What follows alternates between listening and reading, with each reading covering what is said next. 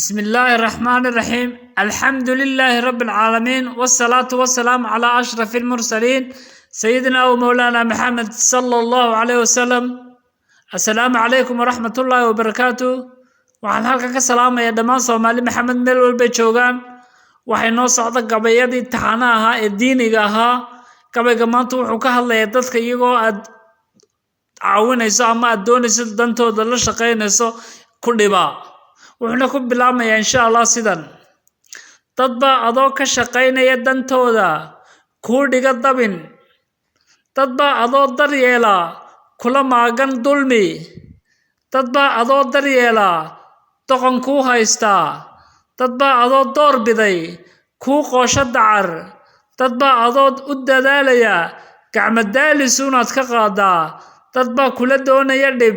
adoo u daalay dartood dad baa cadow ku arka danta guud adoo difaacaya dad baa duli ku haysta adoo iyaga door biday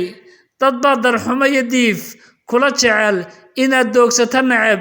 dad baa inaad darajo gaadho ku diido jecel inaad ka hoosayso waad mahadsantihiin dhammaantiin intiina sabaa noolaan insha Allah. Wassalaamu calaykum waraxmatullaahi wabarakaatuh.